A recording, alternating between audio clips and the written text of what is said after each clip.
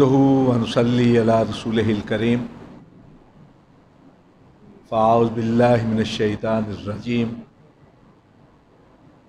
من یطع اللہ والرسول فاولئک مع الذین انعم اللہ علیہم من النبیین والصدیقین والشہداء والصالحین وحسن اولئک رفیقا اما بعد۔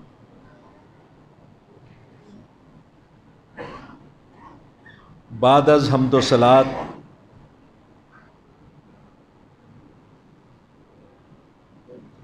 ہم سب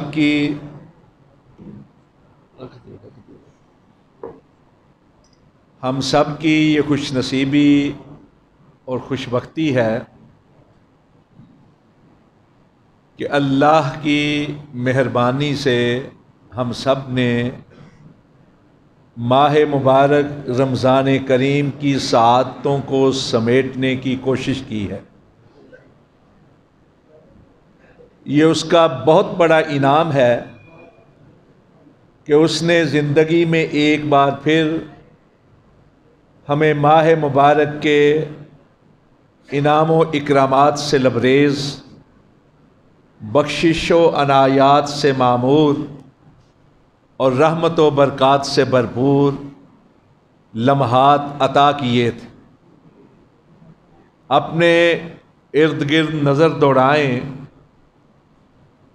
تو ہم دیکھتے ہیں کہ ہمارے عزیز و اقارب میں سے بعض کے والدین، بعض کے بہن بھائی، بعض کی اولاد، دوست احباب پچھلے رمضان میں موجود تھے، اس رمضان میں موجود نہیں تھے، اور کیا معلوم کہ جو آج ہیں، میں، آپ، ہم سب اگلے رمضان میں ہوں یا نہ ہوں۔ اس لیے ان پرکیف لمحات اور ساعتوں سے جتنا استفادہ کر سکتے ہیں اتنا ہی کم۔ حضرات، اللہ کے گھر میں ہم بیٹھے ہیں اور ہر ایک کی جستجو یہ ہے، کوشش یہ ہے کہ وہ زیادہ سے زیادہ نیکیاں سمیٹ کے اپنے نامہ اعمال کو بہتر سے بہترین کر پائے۔ لیکن میں ایک تھوڑی سی ہٹ کے بات کرنا چاہتا ہوں، اور وہ یہ کہ کیا ہمیں معلوم ہے کہ ہم جو کچھ کر رہے ہیں وہ واقعتاً نیکیاں ہیں؟ بظاہر بڑے اچھے دکھائی دینے والے ہم کام کرتے، دیکھنے میں بھلے ہیں، ہم یہ سمجھتے ہیں کہ ہم اچھا کر رہے، لیکن کیا واقعتاً ہم اچھا کر رہے ہیں؟ یا ہم کہیں اور اپنے راستے سے بھٹک کر کہیں اور پہنچ رہے؟ آج کی میری گفتگو اسی حوالے سے۔ یاد رکھیے، کوئی بھی عمل، کوئی بھی کام اس وقت تک نیکی نہیں بنتا جب تک کہ اس میں دو شرطیں موجود نہ ہوں۔ دو شرطیں ہوں گی تو کام نیکی بنے گا، عمل نیکی بنے گا، ورنہ نیکی نہیں بنے گا۔ پہلی شرط یہ ہے کہ وہ عمل اور وہ کام خالصتاً اللہ کی رضا کے لیے کیا جائے، اور دوسری شرط یہ ہے کہ جو بھی کام کیا جائے سونے مدینے والے کے طریقے کے مطابق کیا جائے۔ اگر ان دونوں میں سے ایک بھی شرط موجود نہیں تو وہ کام نیکی نہیں بلکہ نیکی رائگاں کرنے والی بات ہے، نیکی برباد، گناہ لازم۔ جو بھی کچھ کیا جائے نا، صرف اللہ کی رضا کے لیے کیا جائے۔ وَمَا أُمِرُوا إِلَّا لِيَعْبُدُوا اللَّهَ مُخْلِصِينَ لَهُ الدِّينَ۔ اللہ رب العزت قرآن مجید میں ارشاد فرماتے ہیں کہ یہی حکم دیا گیا ہے کہ جو بھی کام کرنا ہے نا، اللہ کی عبادت کرنی ہے نا، اللہ کے لیے جو کام کرنا ہے وہ خالصتاً اللہ کے لیے کرنا ہے، خالصتاً اللہ کے لیے کرنا۔ سورہ زمر میں اللہ رب العزت نے ارشاد فرمایا رسول پاک صلی اللہ علیہ وسلم کو مخاطب کر، وَاعْبُدِ اللَّهَ مُخْلِصًا لَهُ الدِّينَ، ہم نے آپ کو کتاب عطا کی ہے، کتاب ہدایت عطا کی ہے، اس لیے کہ آپ خالص ہو کر اللہ کی عبادت کریں۔ یہ رسول پاک کو حکم دیا۔ اب رسول پاک سے بڑھ کر خالص کون ہو سکتا ہے؟ ان سے بڑھ کر کائنات میں کوئی خالص نہیں کہ جن کا طریق یہ تھا کہ اما عائشہ صدیقہ صادقہ مصدقہ طیبہ طاہرہ مطہرہ رضی اللہ تعالیٰ عنہ فرماتی ہیں کہ اللہ کے نبی اپنے گھر میں خلوت میں تخلیے میں سارے لوگوں سے الگ اپنے گھر میں جب وہاں کوئی دیکھنے والا نہیں ایسی عبادت کرتے کہ اکثر آپ کے پاؤں مبارک سوج جاتے تھے، سوزش آ جاتی۔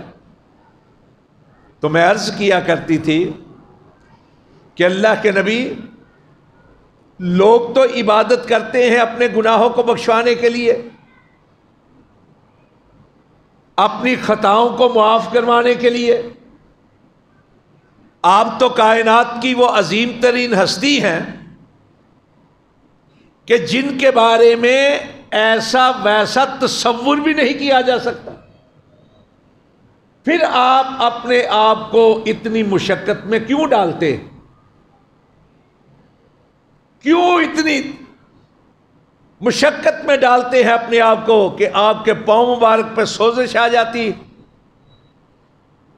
تو سونے نبی ارشاد فرمایا کرتے تھے افلا اکون عبدا شکورا، کیا میں اپنے رب کا شکر گزار بندہ نہ بنوں؟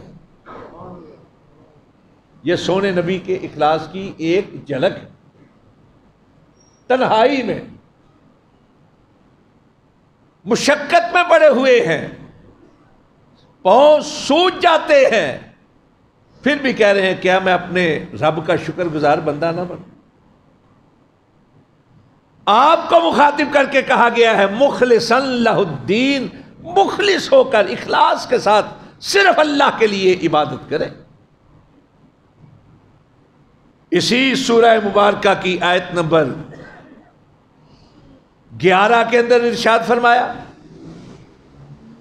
لوگوں کو بتا دیجئے انی امرت ان اکون ان اعبد اللہ مخلصا لہ الدین، مجھ کو یہ حکم دیا ہے، مجھ کو یہ حکم دیا گیا ہے انی امرت ان اعبد اللہ مخلصا لہ الدین، کہ خالص ہو کر اللہ کی عبادت کریں، صرف اللہ کی عبادت کریں۔ کوئی کام اس وقت تک قبول نہیں ہوگا جب تک کہ صرف اللہ کی رضا کے لیے نہ۔ سونے نبی صلی اللہ علیہ وسلم نے ارشاد فرمایا من صلی یرائی فقد اشرک، من صام یرائی فقد اشرک، من تصدق یرائی فقد اشرک، جس نے ریاکاری کے نقطۂ نظر سے، جس نے دکھاوے کے لیے نماز پڑھی اس نے شرک کیا، جس نے دکھاوے کے لیے روزہ رکھا اس نے شرک کیا، جس نے دکھاوے کے لیے صدقہ کیا اس نے بھی شرک کیا۔ ذرا غور کیجئے گا، شرک سب سے بڑا جرم ہے اس دنیا کے اندر، سب سے بڑا جرم شرک ہے۔ باقی سارے گناہ معاف ہو سکتے ہیں، شرک معاف نہیں ہو سکتا۔ اللہ کے رسول چاہتے تو فرما سکتے تھے جس نے دکھاوے کے لیے نماز پڑھی اس نے گناہ کیا، دکھاوے کے لیے روزہ رکھا اس نے گناہ کیا، دکھاوے کے لیے صدقہ کہ اسے شرک کیوں کہا ہے؟ شرک کیوں کہا ہے؟ ذرا غور فرمائیں، شرک کیوں کہا ہے؟ شرک اس لیے کہا ہے کہ نماز ہو، روزہ ہو، صدقہ ہو، کوئی بھی عبادت وہ اس لیے کی جاتی ہے کہ ہمارا رب ہمیں دیکھے اور ہم سے راضی ہو جائے، اس لیے کی جاتی ہے۔ اور یہاں دکھاوے میں کیا ہے؟ لوگ دیکھیں اور راضی ہو جائیں۔ جو توقع اللہ سے ہونی چاہیے تھی وہ ہم نے مخلوق سے رکھ لی۔ توقع تو یہ ہونی چاہیے تھے ہمارا رب دیکھے خوش ہو،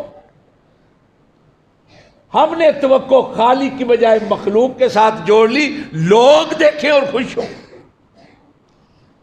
چاہیے یہ تھا کہ خالق دیکھے اور کہے کیا ہے میرا بندہ،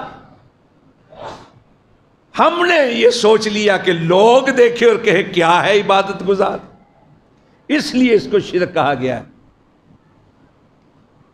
صحیح مسلم کی روایت ہے کہ سب سے پہلے جہنم کو جن لوگوں کے ساتھ دہکایا جائے گا نا، سب سے پہلے جہنم جن کے ذریعے سے تیز کی جائے گی، دہکائی جائے گی، پتہ ہے وہ کون ہوں گے؟ یہ صحیح مسلم کی روایت، وہ 3 لوگ وہ ہوں گے جن کو دنیا کے اندر سب سے بہتر سمجھا جاتا ہے۔ ایک وہ شخص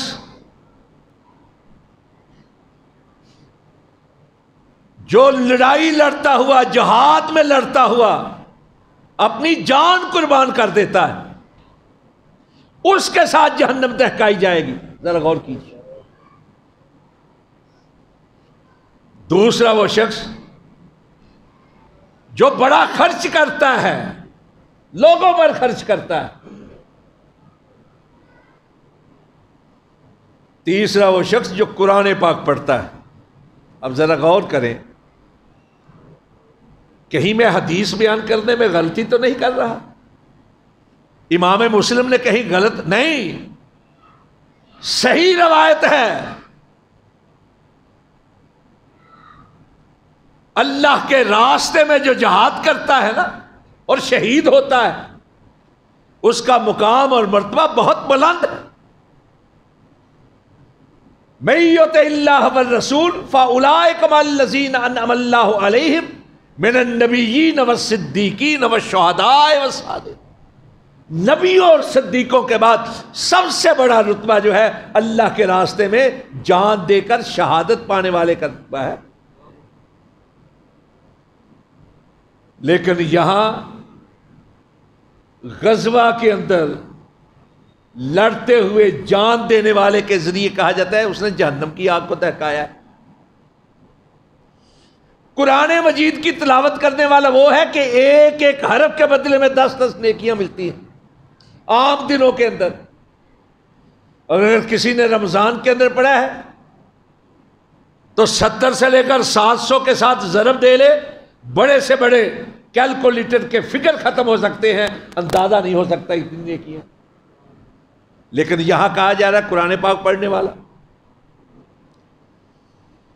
جو اللہ کے راستے میں خرچ کرتا ہے اس کا ثواب اتنا زیادہ کہ 700 گنا تک بڑھا کے دیا جائے، 70 سے 700 گنا تک عام دنوں کے اندر۔ اور عام دنوں کے ثواب کو اس مہینے کے 70 سے 700 کے ساتھ ضرب دے لے، کہاں بات پہنچتی ہے؟ لیکن یہاں کیا بات کچھ تو ہے نا باریک، جو یہ بات کی گئی ہے آگ دہکانے کی، اور وہ بات باریک یہی ہے کہ یہ 3 لوگ وہ ہیں جنہوں نے افضل ترین کام کیے ہیں، لیکن اللہ کے لیے نہیں کیے، لوگوں کے لیے کیے، اللہ کی رضا کے لیے خالص ہو کر نہیں کیے، لوگوں کو دکھانے کے لیے کیے۔ حدیث کے الفاظ، قیامت کے روز آئے گا، میں نے تیرے راستے میں جان دی تھی، مجھے اس کا اجر چاہیے، بدلہ چاہیے، ثواب چاہیے۔ اللہ رب العزت کی طرف سے فرمایا جائے گا کاہے کا اجر، میرے پاس تیرے لیے کوئی اجر نہیں، اس لیے کہ تو اس لیے لڑ رہا تھا کہ لوگ دیکھیں اور کہیں بڑا شجاع ہے، بڑا بہادر ہے، بڑا جری ہے۔ جو تو چاہتا تھا وہ تجھے مل گیا، لوگوں نے تجھے شجاع اور بہادر کہہ دیا۔ جو تو چاہتا تھا دنیا میں تجھے مل گیا، اب میرے پاس تیرے لیے کچھ نہیں۔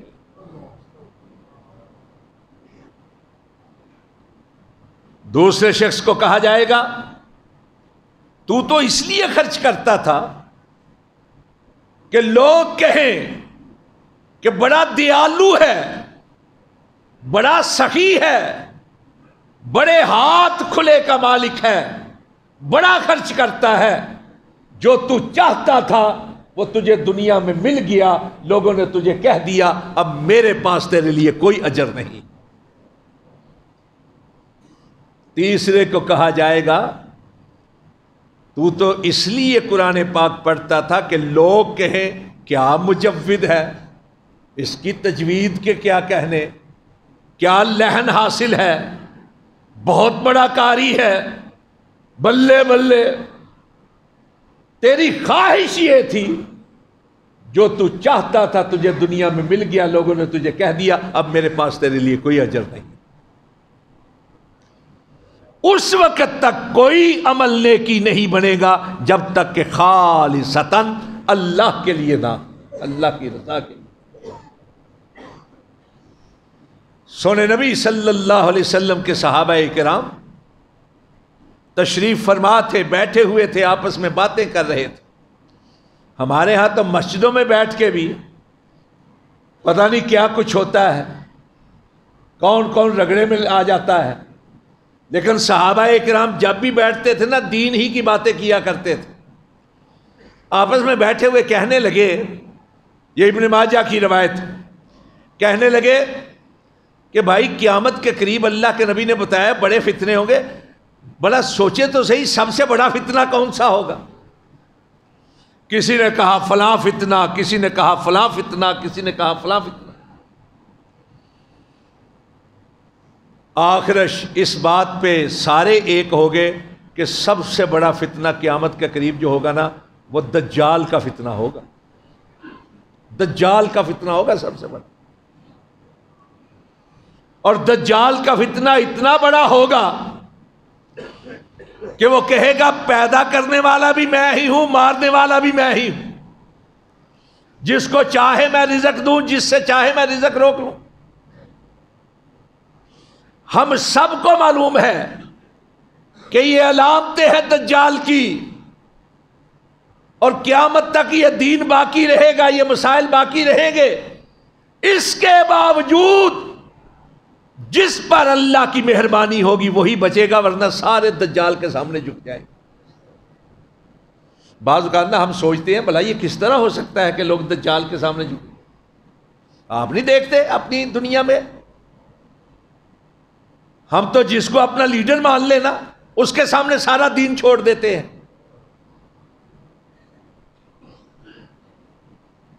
تو دجال جس کو طاقتیں حاصل ہوں گی، اللہ لوگوں کی آزمائش کے لیے اس کو طاقتیں دے گا، اس کے سامنے کیا حال ہوگا؟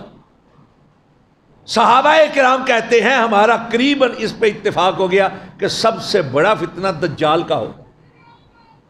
ایسے میں سونے نبی صلی اللہ علیہ وسلم اپنے حجرہ مبارک سے باہر تشریف لائے اور آ کر پوچھنے لگے ہاں بھائی کیا باتیں ہو رہی تھیں؟ ہم نے عرض کیا اللہ کے نبی اس طرح باتیں ہو رہی تھی اور ہم نے یہ کہا کہ سب سے بڑا فتنہ دجال کا ہوگا۔ سونے نبی نے ارشاد فرمایا، ذرا غور سے سنیے گا، سونے نبی نے ارشاد فرمایا الا انبئکم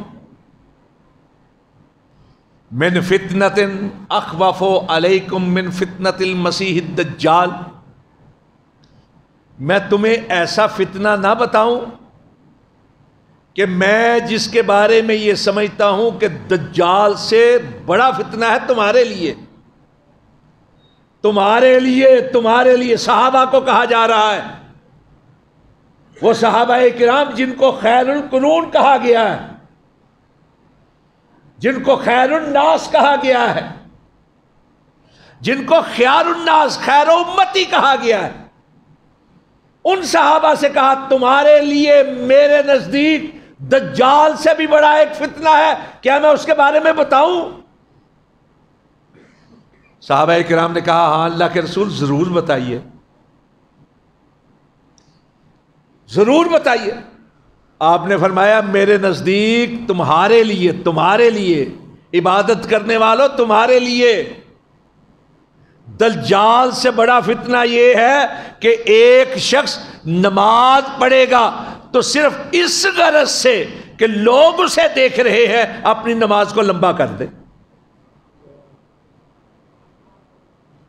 یعنی لوگ دیکھ رہے ہیں کہ بڑا نمازی ہے، اپنی نماز کو صرف لوگوں کو دکھانے کے لیے لمبا کر دے، یہ میرے نزدیک دجال سے بڑا فتنہ ہے۔ اللہ صرف اس عمل کو قبول کرتے ہیں جو صرف اور صرف ابتغاء وجہ اللہ، صرف اللہ کی رضا کے لیے۔ اسلاف کے بارے میں ہے کہ دعا مانگ رہے ہوتے تھے نا، حالانکہ اسلاف کا طریقہ کار ہے کہ لمبی لمبی دعائیں کیا کرتے تھے، خشوع خضوع کے ساتھ نمازیں پڑھ، لیکن اس ڈر سے کہ کہیں ریاکاری کا شائبہ نہ آ جائے، لوگوں کے سامنے دعا مانگنے سے بھی کترایا کرتے تھے، لمبی دعا مانگنے سے کترایا کرتے تھے کہ کہیں ریاکاری کا شائبہ نہ آ جائے۔ تو پہلی شرط یہ ہے کسی کام کی اللہ کے لیے خالص ہونے کی پہلی شرط یہ ہے کہ جو کام کیا جائے اللہ کی رضا کے لیے کیا جائے، اللہ کو راضی کرنے کے لیے کیا جائے، یہ پہلی شرط ہے۔ اور دوسری شرط یہ ہے کہ جو کچھ بھی کیا جائے صرف اللہ کے رسول کے طریقے کے مطابق کیا جائے۔ بعض لوگ کہتے ہیں جی اس میں حرج کیا ہے، اگر ہم ایسا کر لیں گے اس میں حرج کیا ہے؟ اہل حدیث کے ساتھ سب سے بڑی بحث جو کی جاتی ہے نا یہی کی جی اس میں حرج کیا ہے، نفل ہی تو پڑھ رہے ہیں اس میں حرج کیا ہے، نیکی ہی کا تو کام کر اس میں حرج کیا ہے؟ سب سے بڑا حرج یہ ہے کہ سونے نبی کے طریقے سے ہٹ کر کیا جاتا ہے۔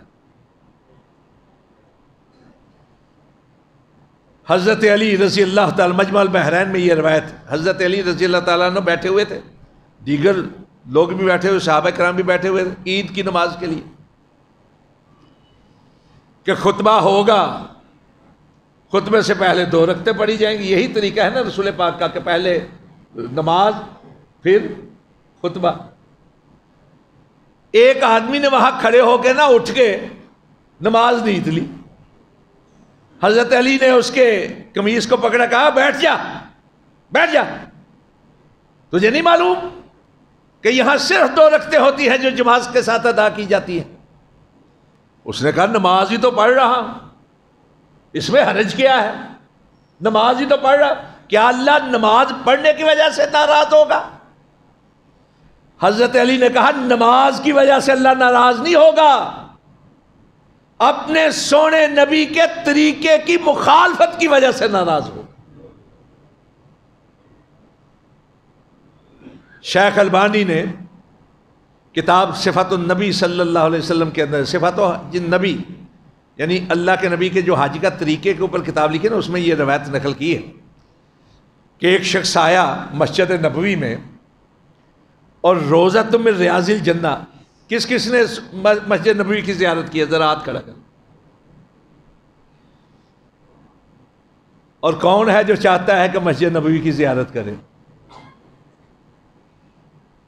جنہوں نے کی ہے وہ پھر تڑپ رہے ہیں کہ اللہ ان کو پھر اپنے گھر کی اور مسجد نبوی کی زیارت نصیب کرے، اور جو کر چکے ہیں وہ بلک رہے ہیں، جو نہیں کر سکے وہ بلک رہے ہیں کہ اللہ ان کو بھی اپنے گھر کی اور سونے نبی کی مسجد کی زیارت نصیب کرے۔ اللہ سب کو سونے کی مسجد کی زیارت نصیب فرمائے، اللہ سب کو اپنے گھر کی زیارت نصیب فرمائے۔ یقین کے ساتھ مانگے انشاءاللہ ضرور زیارت ہوگی، ضرور۔ جاگنے کی رات ہے، عبادت کی، اور کیا ممکن ہے کہ آج ہی لیلۃ القدر؟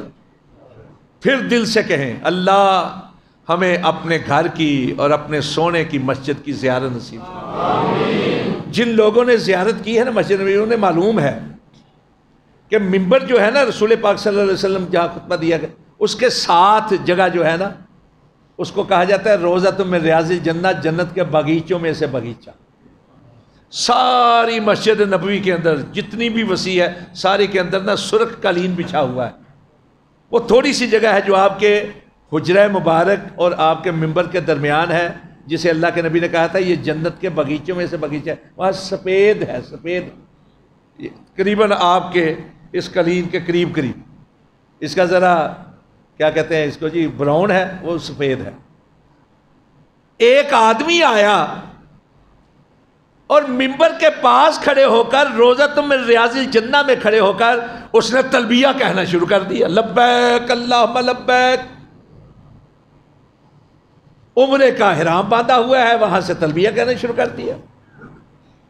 حضرت امام مالک رحمت اللہ علیہ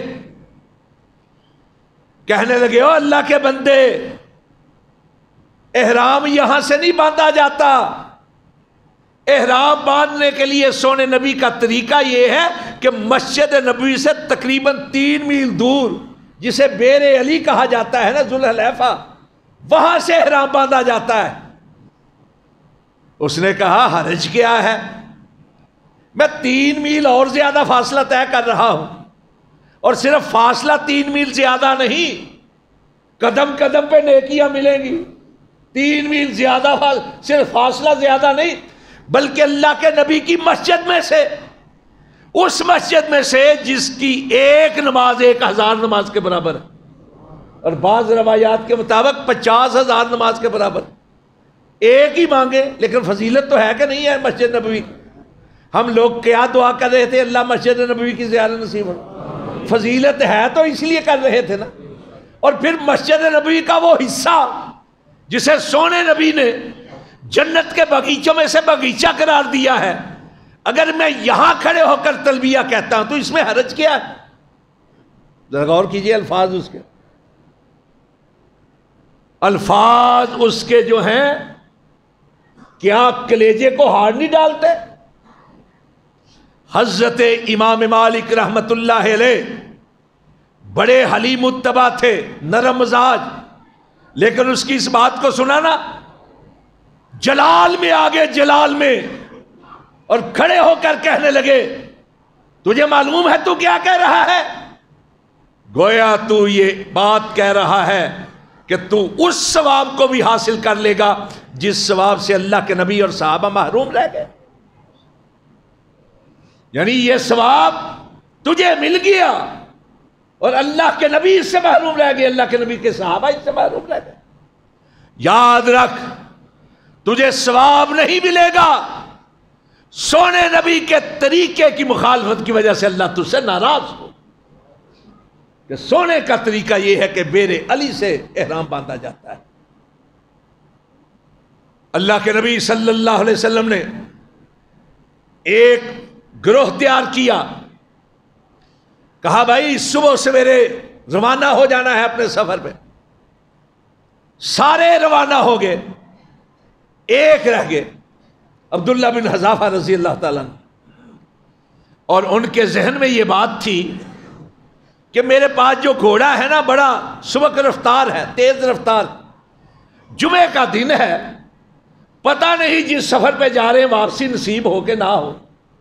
اللہ کے سونے نبی کے پیچھے جمعہ کی نماز پڑھتے ہیں، زیارت بھی ہو جائے گی، آپ کی ابتدا میں نماز جمعہ بھی ادا ہو جائے گی، اور نماز جمعہ مسجد نبوی میں، اور سونے کی ابتدا میں، اس سونے کی ابتدا میں کہ جس کو ایک بار لطافت سے دیکھ لیا جائے تو اللہ جہنم کی آگ کو حرام کر دیتا ہے۔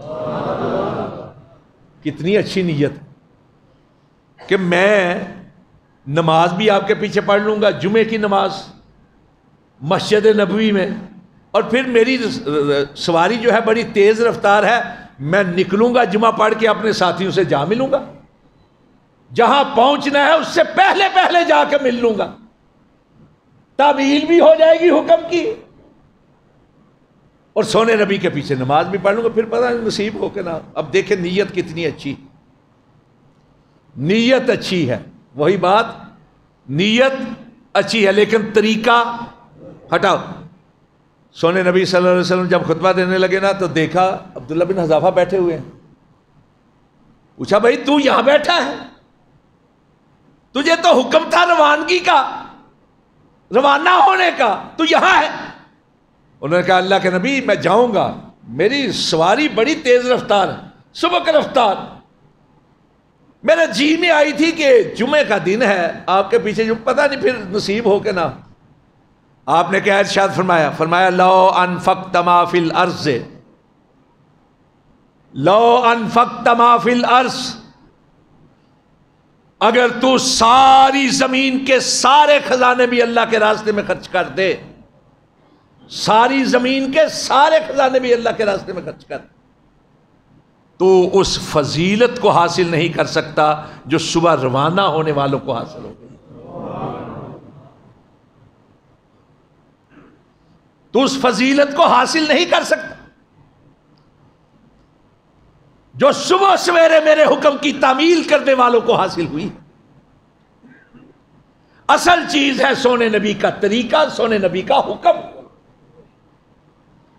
اسی لیے تو کہا گیا ہے لا تقدم بین یدی اللہ ورسولہ،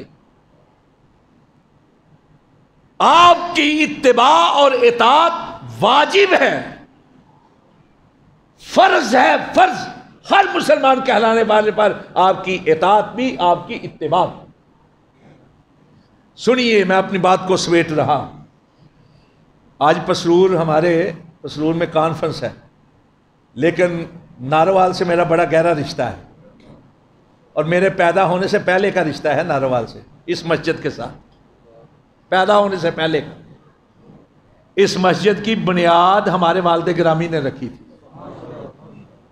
اور بعد میں جو ہمارا تعلق خاطر ہے، پیار محبت ہے، دین کی وجہ سے بھی، اور اس کے اندر جماعتی وجوہ بھی ہیں اس کے علاوہ، تو یہ ہو ہی نہیں سکتا تھا کہ یہاں پروگرام ہو، میرا وعدہ ہو اور میں پھر حاضر نہ ہوں، کوئی بھی بہانہ بنا کے حاضر۔ اس لیے کانفرنس چھوڑ کے میں یہاں آیا، یہ بھی میری کانفرنس ہے، وہ بھی آپ کی کانفرنس۔ ایک حدیث اس سارے معاملے کو سمجھانے کے لیے، حرف آخر، بخاری و مسلم کی روایت ہے، حدیث کی اور کتاب، سلاست اور راحت والی حدیث، تین لوگوں کی حدیث، تین لوگوں کی حدیث، تین لوگوں کی حدیث۔ اور یہ تین لوگ کون ہیں؟ ایک ہے حضرت علی رضی اللہ تعالیٰ عنہ، دوسرے ہیں حضرت عبداللہ بن عمر بن عاص رضی اللہ عنہما، اور تیسرے ہیں حضرت عثمان بن مظعون رضی اللہ تعالیٰ عنہ۔ ایک تو ہے نا حضرت عثمان بن عفان، جانتے ہیں حضرت عثمان بن عفان کو؟ کون تھے؟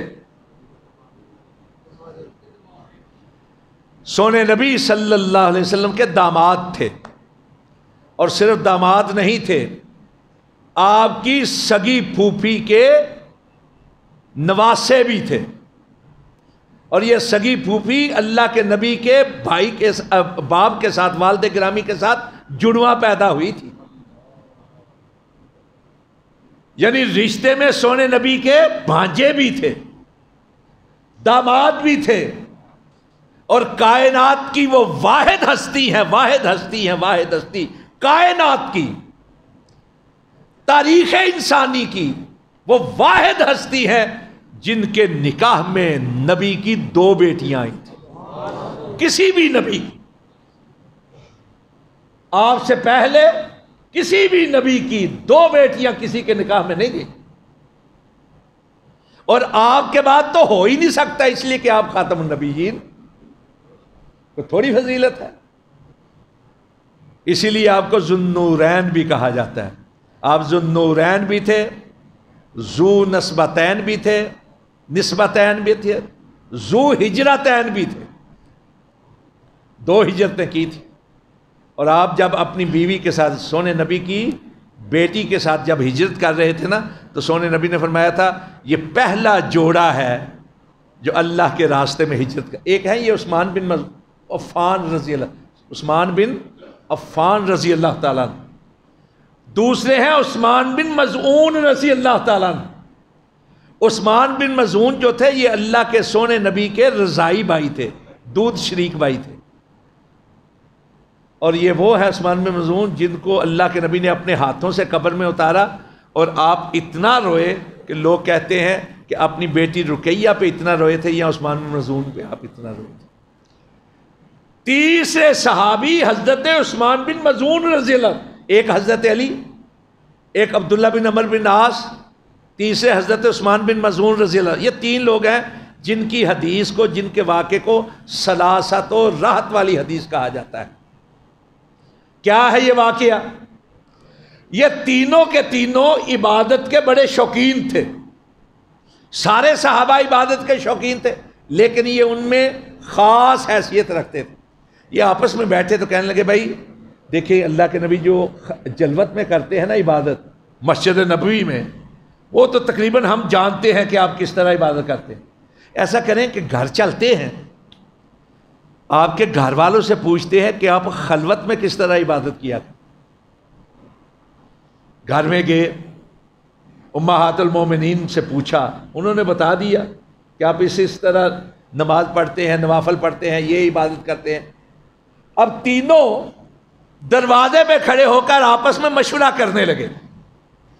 سارے وہ سوال جو ہمارے ذہنوں میں آتے ہیں، اس میں حرج کیا ہے، جو بحثوں میں اٹھائے جاتے ہیں، ان سارے سوالوں کا جواب اس واقعے کے اندر ہے. ذرا غور سے سنیے. علماء کرام تشریف لائیں گے، ان کا اپنا اپنا انداز ہوتا ہے. میں ایک طالب علم ہوں، میری کوشش یہ ہوتی ہے کہ وہ بات کروں جو میں بھی سمجھ پاؤں اور سمجھا بھی سکوں، جو ذہنوں میں بیٹھ سکے، بنیادی بات. اب آپس میں بات کرنے لگے کہ دیکھو بھائی، سونے نبی ہے کائنات میں سب سے عظیم ہستی، کوئی کائنات میں آپ سے اشرف نہیں، افضل نہیں، اعلیٰ نہیں، اولیٰ نہیں. آپ کامل ہیں، مکمل ہیں، اکمل ہیں، آپ سے بڑھ کر کوئی نہیں. ہم جتنی بھی عبادت کر لیں، سونے نبی کے برابر پہنچنے کا تصور بھی نہیں کیا جاتا، بڑھنا تو دور کی بات. لیکن اتنی عبادت کریں، اتنی عبادت کریں کہ ساتھ نصیب ہو جائے. چنانچہ ایک نے ان میں سے کہا کہ میں آج کے بعد ساری رات جاگ کر عبادت کیا کروں گا، کسی ایک لمحے کے لیے رات میں سویا نہیں. یہ جاگنے والی راتوں کی بات نہیں. بیٹا اتنے آ کے سن لو، باہر سن کے آ جاتے ماشاء اللہ، تشریف لے آئے، بند کر دو، جائز نہیں. کوئی نہیں جتنے بیٹا فون نہیں سنتا. کہنے لگا میں ساری رات، یا عام دنوں کی، عام راتوں کی بات، ساری رات جاگ کر عبادت کیا کروں گا، ایک لمحے کے لیے میں نے سونا نہیں. صحابی ہیں، انہوں نے عبادت کرنی ہے تو کس کی کرنی ہے؟ اور خالصتاً اللہ کے لیے کرنی ہے. ہم سوچ بھی نہیں سکتے کہ کوئی صحابی کسی اور نیت کے ساتھ کرے، اللہ کی رضا کے لیے کرنی. ایک نے یہ بات کر دی. دوسرے نے کہا کہ دیکھیں روزہ بہت بڑی عبادت ہے، میں ہر روز روزہ رکھوں گا، کسی دن میں نے روزہ چھوڑنا نہیں. رمضان کے روزے نہیں، رمضان کے روزے تو ہیں ہی فرض، عام دنوں کے نفلی روزوں کی بات کر رہے ہیں. نفلی عبادات کی بات ہو رہی ہے، نفلی عبادات کی، نفلی عبادت. میں ہر دن روزہ رکھوں گا، کسی دن میں نے روزہ نہیں چھوڑنا. تیسرے نے کہا کہ آدمی شادی کرتا ہے تو گھر والوں کے حقوق کو ادا کرنے کے لیے، گھر والوں کی ضروریات کو پورا کرنے کے لیے بہت وقت صرف ہو جاتا ہے. میں نے شادی ہی نہیں کروانی تاکہ میں سارا وقت اللہ کی عبادت میں صرف کروں. تینوں صحابی ہیں، تینوں نے اللہ کی عبادت کرنی ہے، تینوں کی نیت کتنی اچھی ہے. لیکن یہاں کیا معاملہ ہوا؟ یہ ابھی بات کر کے مسجد میں پہنچے ہیں، سونے نبی صلی اللہ علیہ وسلم گھر میں آئے، پتہ چلا کہ اس طرح آئے تھے کچھ لوگ، اس طرح کی بات کر کے سونے نبی اسی وقت مسجد نبوی میں پہنچے اور لوگوں کو جمع کر کے خطبہ ارشاد فرمایا، لوگوں واللہ انی لاخشاکم من اللہ واتقاکم. قربان چاہیے، قربان چاہیے. کون ہے کائنات کا مسلمان کہلانے والا کوئی فرد؟ صحابہ اکرام کی تو عظمت کے کیا کہنے، جو سونے نبی کے اشاروں پہ جانیں نچھاور کر دیا کرتے تھے، سب کچھ قربان کر. یہ کس طرح ہو سکتا ہے کہ سونے نبی کوئی بات کہیں اور مانے نہ؟ لیکن اللہ کے نبی نے عام بات نہیں کی، قسم کھا کر کہا، قسم کھا کر، واللہ اللہ کی قسم، انی لاخشاکم من اللہ واتقاکم، میں تم میں سب سے زیادہ پرہیزگار، تم میں سب سے زیادہ اللہ سے ڈرنے والا. پرہیزگار بھی سب سے زیادہ ہوں، ڈرنے والا مطلب یہ کہ میں تم میں سب سے زیادہ عبادت کرتا ہوں، لیکن اس کے باوجود میں رات کو جاگ کے عبادت بھی کرتا ہوں، میں رات کو سوتا بھی ہوں. الفاظ پہ ذرا غور کرتے جائیے گا. میں رات کو جاگ کے عبادت بھی کرتا ہوں، رات کو سوتا بھی ہوں، میں روزہ رکھتا بھی ہوں اور نہیں بھی رکھتا. اور میرے گھر کی طرف دیکھو، میں نے شادیاں بھی کر رکھی ہیں. یہ وضاحت کرنے کے بعد کیا کہا؟ سارے سوالوں کا جواب، ساری بحث کا ماحصل، آخر آپ نے ارشاد فرمایا من راغب عن سنتی فلیس منی، جو میرے طریقے سے ہٹ کر چلا اس کا میرے ساتھ کوئی تعلق نہیں. دونوں شرطیں اللہ کی رضا کے لیے ہو، سونے نبی کے طریقے کے مطابق. آپ کی اطاعت یعنی آپ کے فرمان کو ماننا یہ بھی واجب ہے، آپ کی اتباع یعنی آپ کے نقش قدم پہ چلنا، آپ کی پیروی کرنا یہ بھی واجب ہے. اور یہی کہا ہے لا تقدم بین یدی اللہ ورسولہ، خبردار لوگو، خبردار، اللہ کے رسول سے آگے نہیں بڑھنا. پیروی کرتے ہوئے کوئی کمی ہے، کوتاہی ہے تو اس کو دور کرنے کی کوشش ضرور کریں، لیکن خبردار اللہ کے نبی سے آگے بڑھنے کی جسارت نہ. یہ جسارت ہے اللہ کے نبی سے آگے بڑھنا، کہ اللہ کے نبی کے طریقے کو چھوڑ کر اپنی طرف سے طریقہ اختیار کر لینا اور پھر کہنا اس میں حرج کیا ہے. سب سے بڑا حرج یہ ہے کہ سونے کے طریقے کی مخالفت. اللہ رب العزت ہمیں عمل کرنے کی توفیق عطا فرمائے. اللہ صرف اپنی رضا کے لیے کام کرنے کی توفیق، اور اللہ ہمیں اپنے نبی کے طریقے پر چلنے کی توفیق. یہی مسلک اہل حدیث ہے، یہی دین کا ماحصل ہے، یہی سب کچھ ہے. اور جب میں کہتا ہوں نا مسلک اہل حدیث، تو اس سے مراد یہ نہیں جو اہل حدیث کہلاتے ہیں، نہیں، جو اللہ اور اس کے رسول کو مانتے ہیں، جو اللہ اور اس کے رسول کو مانتے ہیں، جو یہ سمجھتے ہیں کہ اللہ کو ماننا قرآن کو ماننا ہے اور رسول کو ماننا حدیث کو ماننا ہے، جو یہ وعدہ کرتے ہیں کہ ہم اللہ اور اس کے رسول کی بات کو مانیں گے، میرے نزدیک وہی اہل سنت ہیں، وہی اہل حدیث ہیں، وہی اصحاب الاثر ہیں، وہی مسلمان ہیں. اللہ سب کو اپنی رضا کے لیے اور اپنے نبی کے طریقے پر عمل کرنے کی توفیق عطا فرمائے. واقول قولی ھذا استغفر اللہ لی ولکم اجمعین.